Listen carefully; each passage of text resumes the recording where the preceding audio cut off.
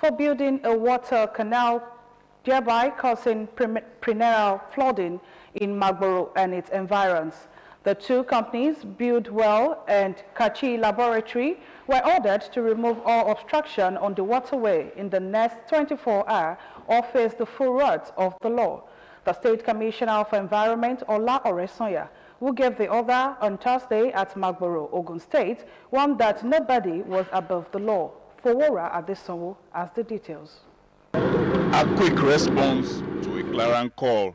Magboro town for long has been facing a lot of challenges each time it rains. We keep losing lives each time there's heavy rain, so it's getting enough. We identify blockage on the waterways, and we've written to the federal government, Ministry of Works and Housing also. The Ogun State Commissioner for Environment, Ola Oresonya, visited the town to have on-the-spot assessment of these areas enumerated by community leaders.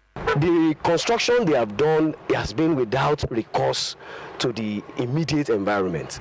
They have installed, they have constructed drainages that did not recognize the level of flow. And they just taped water from the highway, which is massive volume, discharge it into an initial water course that will not accommodate. And we expect that a responsible company that will be designing to accommodate such flow should at least factor in how that water will be discharged into the canal and of course subsequently to the river line. We are going to deploy dredgers, we are going to deploy excavators to this place right now. After a tour of the flood-prone area, the Commissioner for Environment discovered and asserts that the challenge facing the people of Magboro in Obafemi Owode local government area of Ogun State relating to flood may be man-made. Found that uncontrolled development by companies is part of the reason why this is happening right now. So we have inspected this company now, Buildwell right now, where the government canal, they encroached on that canal, and I'm sure no government sold the canal to them. They put their building on it, and they are disturbing the flow of water from the community. So this is part of the problem we are finding out right now, and we are going to take immediate action on this to make sure we protect the larger community from the exorbitances of all these companies. Anowi Ebubechuku of Kache Company and another representative of an airing company who wanted to be anonymous speak. The issue is that if there was water channel there's no how we would have built on the water channel. But there was no water channel. It was a parcel of land we bought and we started building on it. And then suddenly we realized that this issue is occurring. Those structures the commissioner is talking about, they are temporary structures that can be removed even now. They are not part of the plan when we met with government representatives at that time. The commissioner said Julius Beja, the affected companies and community will be invited for a meeting next week with the Federal Ministry of Works and the Ogun State Ministry of Environment for a lasting solution to the challenge. Ade Fowora Adesonwo, OGTV News. As part of measures to improve access to health care for all residents in Ogun State, irrespective of their social-economic status, the state government, in collaboration with one of its implementing partners, APIN Public Health Initiative, has commissioned a new fully equipped comprehensive health care facility named a one-stop shop, the OSS. The facility is located within the premises of the State Agency for the Control of AIDS in Abeokuta. The Commissioner for Health, Dr. Tommy Coker, represented by the Special Advisor on Health to the State Governor, Dr. Tayo Lawal, during the official commissioning of the facility, noted that the state has seen a steady increase in the number of people living with human immunodeficiency virus, HIV, who have been put on life-saving antiretroviral therapy. She mentioned that the government partnership with APIN was aimed at sustaining the progress made towards achieving epidemic control of HIV/AIDS in the state. Dr. Coker added that the OSS is a specialized health facility where the undeserved populations who are at most risk of getting infected with HIV can access comprehensive and uninterrupted treatment in a safe, friendly, and conducive environment. The SACA Executive Secretary, Dr. Kendi Fatugashe, described the agency collaboration with APIN as robust and productive, adding that the implementing partner at being a supporting pillar for the control of HIV/AIDS in the state. Also speaking, the Chief Executive Officer, APIN Public Health Initiative, Dr. Prosper Okonkwo, who was represented by the Associate Director, Community and Prevention Service, Dr. Olabanjo Ogushola, urged the government to consider replicating the one-stop facility in other strategic locations in the state to scale up access to care for undeserved population living in remote areas of the state. The federal government has received a report from the Abeokuta committee that was constituted to draft a white paper on the Ama-Pepo committee report on new parastatals, agencies and commission created between 2012 and 2021. The report is geared towards repositioning the public service for effective service delivery. Bumi Adigun examines the white paper report as Nigerians react with mixed feelings. His reports.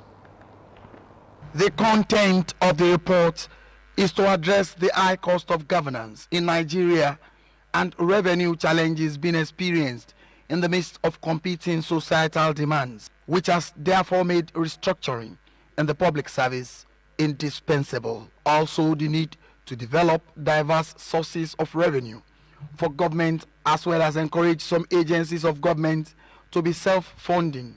The principle of building strong institutions to guarantee service delivery to the populace and the imperative to grow the economy, create employment and stay on the critical path to achieve development objectives. It is therefore my honor and privilege to inform the Secretary to the Government of Federation and other stakeholders present here that the committee has concluded its assignment and is ready to submit its report today. In carrying out this assignment, the White Paper Drafting Committee considered the current economic challenges and the requirement for government to utilize resources more efficiently in order to reduce cost of governance, the need to develop diverse sources of revenue for government, as well as encourage some agencies of government to be self-funded. Nigerians have been reacting to this report. They say it is long overdue. There's nothing bad in it if it will cost the government lesser cost. But the problem is this, is that the real cause of problem in Nigeria? If at all government will do this, I believe government should also review the huge waste in both the legislative and executive arm of government. We are talking of over-centralization, we are talking of overhead costs, chief executives, so if those bodies are merged, what you will only not see is those two chief executives, like, for instance. So, other staff will still be there. Those departments will still be there, and it's just enlarging the scope and merging so that they'll be able to be more effective in that. So, it is not likely to translate into loss of job. Mr. Adekunle Adegbite, the retired permanent secretary in Ogun State, says the federal government should implement the report. Recommended that over 541 agencies exist in the federal service, federal civil service, and he recommended that they should be reduced to about 161. Some were to be merged, some were to be scratched, to be scrapped, some were to be transferred and become departments of their federal agencies. National Vice President of the Senior Staff Association of Nigerian Universities, Dr. Abdulsabur Salam, agrees with the reforms. Even the Olosai report, and those are part of the agitations of the unions, that there's a proliferation of universities. I mean, sometimes you look at some of these universities in terms of carrying capacity. A university with only 2,000 students, but it has a full works of vice chancellor, of registrar. Why can't that university be a campus of a bigger university? While some may complain about the length of time it has taken thus far, the outcome of the various review teams would lead to some fundamental changes in the structure of the civil service, and as such, it must be subjected to rigorous review and scrutiny before presentation and implementation. Bumi Adigun, OGTV News. Away from that story, the total amount of looted funds recovered from late head of state General Sani Abacha in the past 24 years has been put at $3.65 billion. Ronke Adeyemi in this report gives an insight on listed projects that the loans will fund, especially in infrastructure, which is the social, economic rights and accountability project, as requested proper accountability on its spending. Our reports. It is now over 2 decades since he died. Yet, former Nigerian head of state and military dictator, General Sani Abacha, has continued to generate headlines time and again for the infamous Abacha loot, an indeterminate amount of money stolen from Nigeria and stashed in banks and countries across the world. It's a reflection of how corrupt Nigeria, the country has been, time immemorial. And we're getting to know about Abacha loot because Abacha is late. And the amount of money that is involved is just estimated. The estimation we have is about 3 to 5 billion US dollars. But experts and analysts have said it goes far beyond that. In a new development, the Socio-Economic Rights and Accountability Project, SERAP, insisted that the government has a responsibility to ensure transparency and accountability in how any repatriated stolen funds are spent to reduce vulnerability to corruption and mismanagement. With mounting concerns that substantial part of the estimated $5 billion returned Abacha loot since 1999 may have been diverted, restolen or mismanaged, and in any case remained unaccounted for. All these we have not been able to trace them into our economy. These are huge amount of money that if they have been invested into the economy, we should have been able to see the impact, even on infrastructure alone. But we're not seeing all those. We are not seeing them in Nigeria. There is no proper record. That is why that money was, in the first instance, was able to move out of our economy to those countries where you have them. Now that they are returning it back, I think I want to lend my voice to SERAP to demand for accountability. Whatever goes into any of those sectors should be properly accounted for. Otherwise, so that we don't begin to reloot our loot. However, others were of the opinion that the major infrastructures embarked on by the government cannot be simply ignored. And we are lucky to have those money back into the country.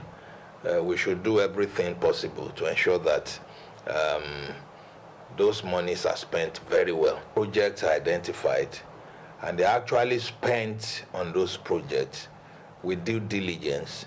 Then I don't think that is bad. But what SERAP is calling for is just a way of helping government as well to ensure accountability. There's still a lot of such money that is kept in banks all over the world in account that people don't yet know.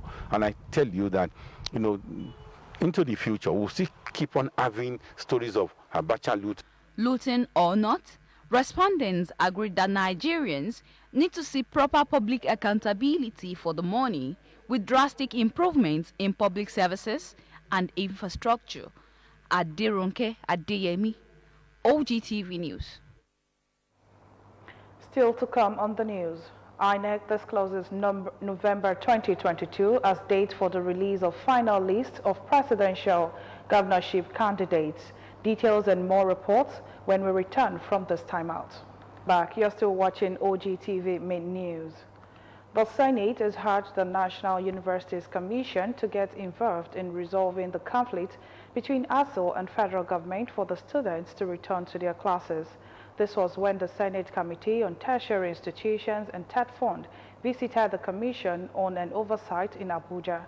The indefinite strike action of the Academic Staff Union of Universities has continued to receive attention from the legislative arm of government. Again, the Senate Committee set aside to oversight the education sector is at the National Universities Commission to hear their views on the negotiation procedures.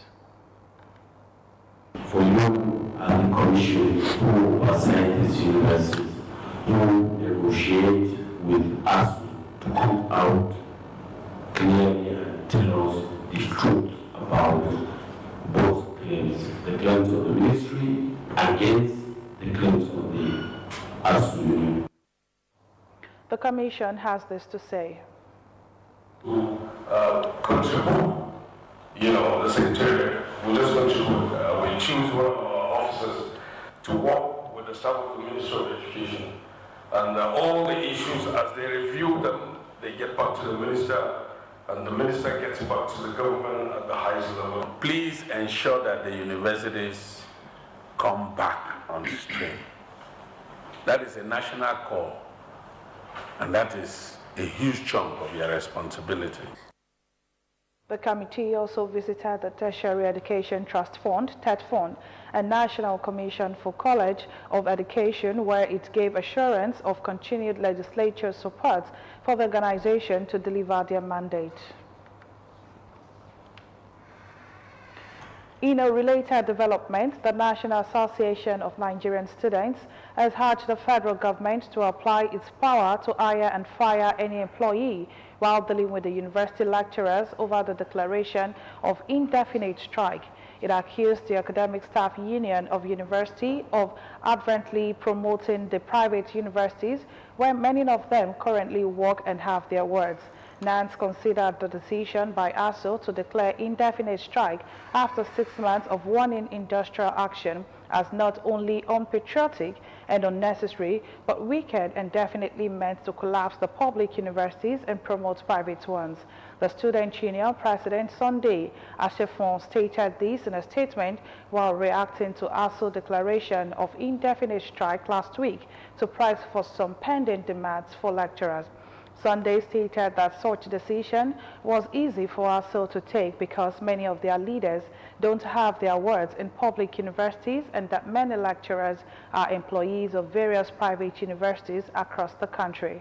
He lamented the alleged destructive disposition of ASU members to the growth of public universities, accusing them of not wary of the imminent collapse of the system by their conduct. Meanwhile, the Tertiary Institution and Tertiary Education Trust Fund, TETFund, has said the COVID-19 vaccine project it sponsored would be ready for the first clinical trial in November 2022. TETFund disclosed that through its intervention, Nigerians had overcome the usual long wait of collecting their COVID-19 sample and results. Sonny Echono, the executive secretary of TETFund, said with the intervention of the fund, Nigerians can get their COVID-19 test and results within 7 days. Speaking while receiving the Senate Committee on Tertiary Institutions and Tertiary Education Trust Fund, Echono said 12 molecular laboratories have been established in all the geopolitical zones around the country. He informed the committee about the plan of the TETFund to commence constructing zonal offices in the state by next year. Ahead of the 2023 general election, the Independent National Electoral Commission has disclosed the date for the release of the final list of presidential and governorship candidates. INEC Chairman Professor Mahmoud Yakubu released the dates during a meeting organized by the Center for Democracy and Development in Abuja, with a team conducting Nigerians' 2023 elections in a volatile security environment in Abuja. Professor Yakubu gave the breakdown of activities leading up to the conduct of the 2023 elections, noting that while the final list of the presidential candidates will be out on September 20, that of governorship hopefuls will be released on October 4. The INEC boss asked political parties and their candidates to focus on issues-based campaign. He further explained that the Commission is collaborating with security agencies to ensure a peaceful election. A coalition of civil society organizations on Thursday called on 2023 presidential candidates, the government and other critical stakeholders to prioritize accountability issues in governance, processes, fiscal transparency, and on plans to strengthen anti-corruption agencies and address gender challenges. In a statement made available to journalists in Abuja, the CSOS, namely Accountability Lab, Nigerian Connected Development, the Social Economic Rights and Accountability Project, Budget, the Center for Journalism, Innovation and Development Program Leadership Support, Initiative, Yaga, Africa, and Enough is Enough, reiterated the need for Nigeria to work towards achieving inclusive governance. According to the statement, Nigeria needs to work towards achieving inclusive governance where all classes of citizens and undeserved groups have every opportunity to participate in governance processes effectively. The statement said further that the organization decried the lack of public data on the declaration of assets of potential political candidates. Although police authorities have started implementing the salary increase for police officers, the corps are not satisfied with the percentage in the pay rise. Some officers within the Nigerian police force have expressed worries over the late implementation as well as accords in their new allowances which were promised by the federal government. The new allowances for the police that were announced by the government last year are taken effect but did not measure up to what was promised. Meanwhile, quite a number of police officers have resorted to different means to survive, as they complained that their take-home pay no longer sustained them. President Muhammadu Buhari, during a Federal Executive Council meeting held on December 15, 2021, approved what was described as peculiar allowance for the police to commence from January 2022. The Police Affairs Minister, Bagari Jinyadi, told journalists after the meeting that the allowance would increase police personnel take-home pay by 20% of their present earnings.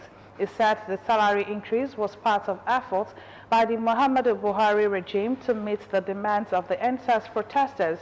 The Inspector General of Police, IGP Usman Baba, during his visits to Lagos State Police Command on March 23, also assured that the salary increment will soon go into effect. He said relevant government agencies, including the National Salaries and Income and Wages Commission, the Office of the Accountant General of the Federation, and the Ministry of Police Affairs had reached the final stages of computation of emolument details for all personnel of the force. And in Jigawa State, the government has appealed to the federal government donor agencies and individuals to come to the aid of the flood victims. Executive Secretary, State Emergency Management Agency, Sema Yusuf Sani Babura, made the call while speaking to newsmen at Wawade IDP camp in Duse local government. He said the flooding occurred as a result of 3 days of persistent downpour, which resulted in the submerging of many villages across all the 27 local governments of the state. He explained that the state government had presently established 13 internally displaced persons camps for the displaced victims. He appealed to the federal government's organizations, individuals, and donor agencies to come to the aid of the affected victims. Still on more national news, the Federal Road Safety Corps, FRSC, says speed accounts for over 70% of road traffic accidents in the country. The acting Corps Marshal Dauda Abiu said this in Abuja at a press briefing on the 2022 Ember Months, dangers of night trips and nationwide clampdown of unregistered motorcycles. The theme for this year's Ember Months campaign is Avoid Speeding, Overloading, and Unsafe Tires to Arrive Alive. Bill said that the theme was deliberately chosen to bring to the fore the collective nature of the campaign and the need for collaborative efforts by all relevant stakeholders. This, he said, was to bring the rate and fatality of crashes within and beyond the period to the barest minimum. Bill said that the Corps had initiated speed control measures in collaboration with various stakeholders. He said that the most notable was the speed limiting device approved by Standard Organization of Nigeria since 2015. He said that the crashes and fatalities due to night journey have also become worrisome and demanding urgent need to bring it to a halt. Operatives of the Wuse Divisional Headquarters of the Federal Capital Territory Police Command have arrested a 4-man suspected one-chance criminal syndicate in the Wuse area of the territory. A statement issued by the spokesperson of the FCT Police Command, Josephine Ade, said the team equally rescued a victim from the suspect and recovered a cash sum of 200,000 on the spot. The suspected criminals are Monday James Mill, Ube Peter Mill, Precious Ofili, female, and Rita Nkemjika, female. The suspects, who have been linked to masterminding and perpetrating a series of vehicular robberies, one chance, and its related fraudulently crimes 419 in the nation's capital, particularly in the Wuse axis and environs, have been on the police watch list for some time. Still on insecurity, at least 49 Boko Haram terrorists were killed when two Super Tucano fighters aircrafts bombed 3 terrorist hideouts in Sambisa Forest, Borno State.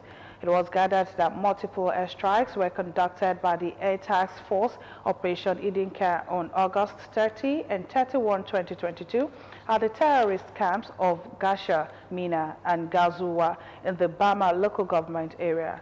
The ATF therefore detailed its fighter jets to attack the 2 locations, killing scores of the terrorists and destroying their equipment, some of which was seen engulfed in flames. The source said that about 29 terrorists were neutralized in Gazuwa. 1 truck with 4 fighters killed, while 16 other fighters met their Waterloo in Mina.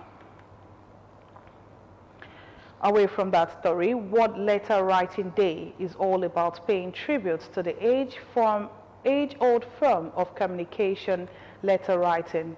The day presents a great opportunity to reconnect with people that one may not have spoken to for quite some time. A letter gives you the perfect opportunity to do this. Today is World Letter Writing Day, and Fatimo Adewai puts together this package presented from our studio to commemorate the day.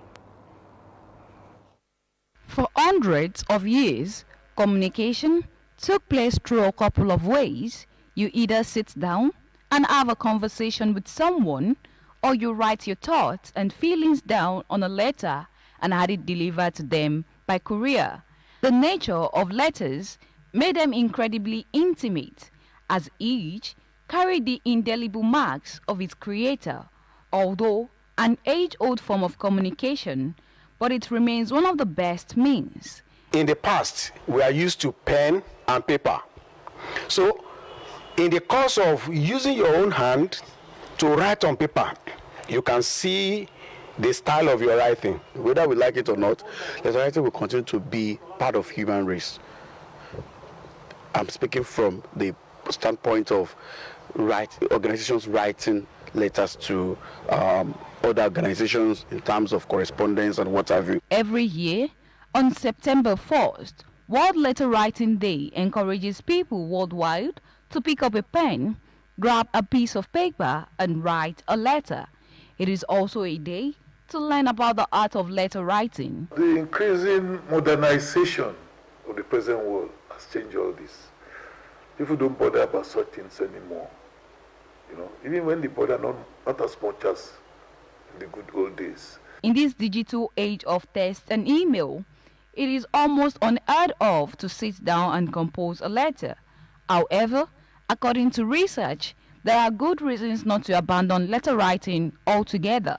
Everything from the subtle scents of your home and perfume to snippings from your gardens could be included in a mailed letter. Letter writing is going into extinction, in the sense that in those days, when we ask our people to write letter, either officially or unofficially, the way the letter was then made people to know that yes, they must take English language to be one of the best subjects that they cannot overlook, because they have to take to the rudiment of writing letter. I could remember that for the past years, we do write letter. But now, there's nobody using pen, paper, writing letter again. Digital media just doesn't quite carry the same personal level as this old method, and World Letter Writing Day is that best opportunity to remember the wonders of handwritten word. Of course, if you really want to create a beautiful impression, you are going to need some nice paper to go along with your newfound skill of calligraphy. Why not head to one of your local stationery stores and you'll be able to choose from different types of paper, boasting various colors, weight, and textures. Plus, if you really want to create an impression on the person that is receiving the letter, why not buy some old-fashioned sealing wax and you can then seal your initial on it. This is guaranteed to impress. And from there, we move to the business segment of the news, where Simiat Abaro is on standby.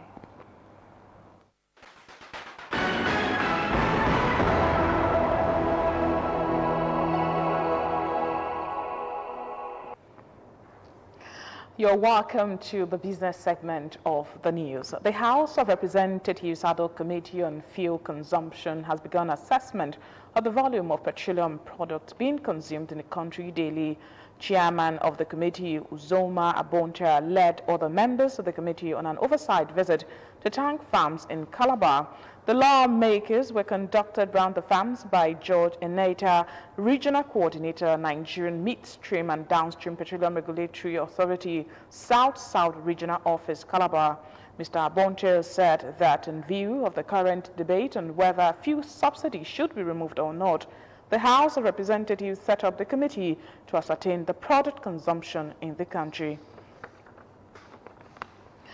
Amid the federal government 250 billion naira intervention funds on the National Gas Expansion Plan, which extend and intend to deepen usage across the country, data from the Nigerian Bureau of Statistics said on a year-on-year basis, price of refilling a 12.5 kilogram cylinder of liquefied petroleum gas, also known as cooking gas, increased by 122% from 4,422 naira in July 2021.